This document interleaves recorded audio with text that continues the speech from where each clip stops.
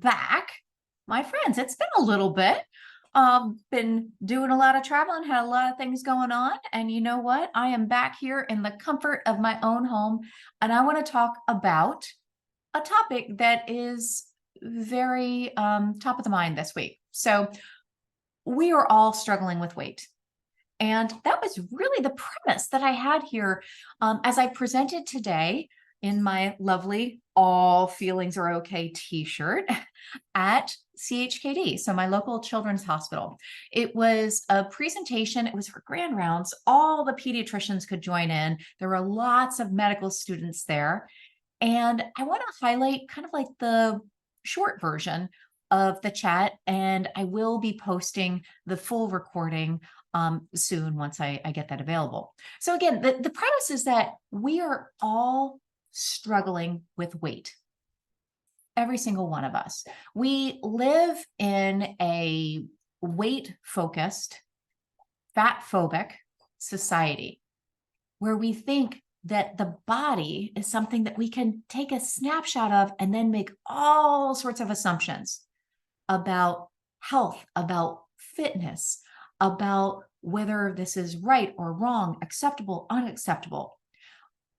And we think that the answer to our weight struggles is to lose weight, to eat less, to move more, to change all of our quote unquote bad habits. Just notice that. How does this impact you, your family, perhaps your community, perhaps in your professional role? Our approach to weight is really causing so much stress for everyone. Those living in larger bodies feel unseen or even feel overexposed. And then they're experiencing shame and isolation and not wanting to talk about weight again and again every time they go into the medical office. Family members are stressed and kind of side-eyeing what their family members are eating, how they move, what's going on with the growth curves. Yes, I'm totally talking to parents here. Okay, this is the experience. We're side-eyeing how our kids, kind of keeping an eye on how they're growing. What's going on here? Should I be worried? Should I be concerned? Should I be doing something now? And doctors are feeling frustrated and powerless to help their patients who are struggling with weight. It's kind of like the whole, like, what do I do? How do I prescribe? It's not working. I'm not able to help them. Well, here's the thing. The weight is not the problem. I know our society has taught us, our medical textbooks have taught us that weight is the problem. It's where they're wrong. It's where they're wrong. Our problem is actually the stress that we are experiencing based on the very real problem, what we're making the weight mean. That's the ultimate problem here. What are we making it mean to each and every one of us? I told stories today of parents who made their child's weight mean that they were failing as parents, that they were failing their children. And I heard the input of a medical resident who came to tears describing her inability to help children whose parents were stressed and focused on so many things outside of the health and the meal planning and the exercise planning for their child. Yes. Yes. This is the real experience that we are all having right now. We are all struggling because we're trying to find a way to just fix it because we think that that's how we're going to feel better. Fix it, feel better. As long as we think that the only way to progress, to make progress, to succeed, to be healthy is to focus on the number on the scale or to make sure that you're changing those habits, well, we're going to continue to struggle. We think that we just need to work harder, apply willpower, We need to look harder to find the right answer that's somehow out there to, fix weight. And our society just keeps on reinforcing that with the next greatest thing. Like, this is what I can offer you today. And all your problems are going to go away because we're going to change your weight. They're just selling flashy things. They know what it is that we're looking for right now. But that's not actually the approach that works. There are other ways to approach this. And so the title of the conversation that I had today, the presentation, was Innovative Ways to Support Families Struggling with Weight. The innovative ways aren't selling some kind of flashy fix. It's about welcoming and understanding, compassion, how we're struggling together, compassion, curiosity, and connection with the humans who are struggling, our patients, our family, ourselves. And this isn't some kind of like bait and switch and something like, well, this is now your new product here. We're just going to look at your emotions. No, it's actually about learning a different language. Yes, it's a language of emotions and values, trying to figure out like what is important to each and every one of us, and connecting with the individual. What is important to you, your values, what do you want? And not tying the results to the scale, not letting the scale determine your success, your progress. Let's make that something where you get to determine that. Because otherwise, we're just falling into the traps of diet culture.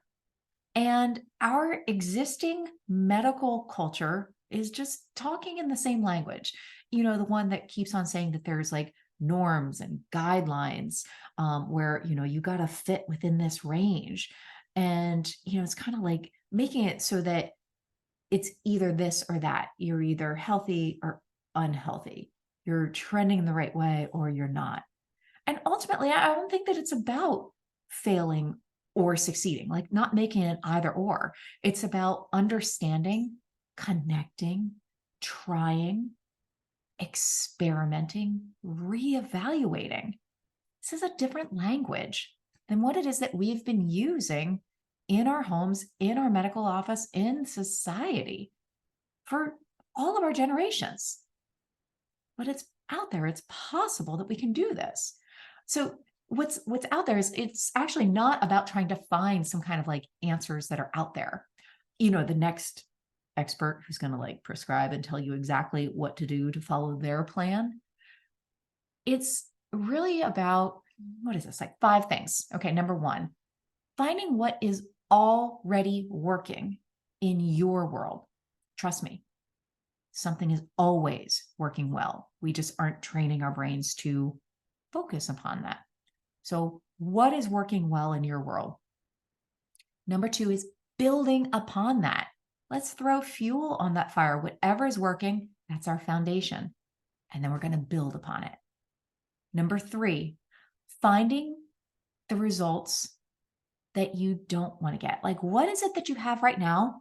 It exists, but you don't want to continue with those results. And you want to like get curious about, what are they? How is it that they are there right now?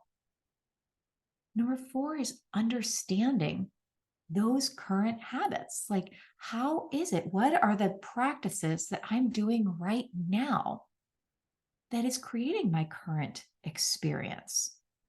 Not labeling as right or wrong, just this is the operating system that's working right now. And then number 5, experimenting with trying new program options without any kind of attachment to the outcome or the result. So not saying, well, I'll do this as long as I start seeing that there is weight loss of a certain amount in a certain period of time. Just experimenting with new approaches, new habits. And by the way, habits are not all about what it is that we're doing. They're not all about behaviors. Habits include those patterns that we have of thoughts, of beliefs, of emotions. These are our habits. This is a new language. It's a language of compassion, of curiosity, and of connection, building connection. So, compassion is going back to reminding ourselves we are all struggling. How can we offer ourselves the kindness to come together as we are seeing that shared humanity? We're all struggling. Curiosity. Let's get curious about the patterns and the relationships that exist right now. And then connection. Let's let your values, your strengths take the driver's seat, as well as tap into the village. Because no matter how it feels right now, you are not alone. You are not alone in your struggles. And as we're building connection, connection heals. At the close of the presentation, I received a message from a parent who participated in the very first Family and Focus group coaching program 2.5 years ago. And she had joined the Grand Rounds presentation remotely. I thanked her profusely for being there. It just meant the world to me that she wanted to join in. And I want to actually read a quote that's been changed just a little bit to make sure that there's anonymity here. But she said, "It was my pleasure. You were absolutely right. You nailed the presentation. It was fantastic. I am working through a resurgence of disordered eating with my daughter that showed up originally last year and then returned after my husband and I separated. I am approaching the conversations from the perspective that I learned from you in the beginning stages of your journey with this program, and they have made all the difference in the world to me to help me recognize behaviors and communicate with my daughter about the beliefs that are leading to them. It is powerful, powerful work you are doing. Thank you." Oh, I feel that. I'm impressed I actually didn't start crying with this one. My dear friends, no, I'm not impressed. My dear friends' input reminds me of why Family and Focus is created especially for parents. It's because we truly hold this power to create an environment of understanding, connection, and compassion at home for our family, for our loved ones, no matter what it is that's going on in the environment and this culture that we find ourselves in. We can create our own environment at home, the one that we want to see. We can learn, we can apply these tools at home, and they are still accessible and working years later. So if you're ready to learn more about joining Family and Focus, you're like, okay, let me check it out. When our doors open for the next launch, come on over to the show notes. I'm going to have information in there that's going to be, regularly updated so that you know what is your opportunity here. And I just will tell you that if you're listening now in the fall of 2023, very soon. All right. So go check it out. Get on the wait list.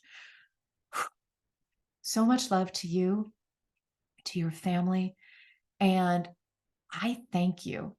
I thank you for being here because you are being a part of the change that we all wish to see. We are taking those steps right here, right now, together. Thank you so much. So much love to you. I'll see you next week.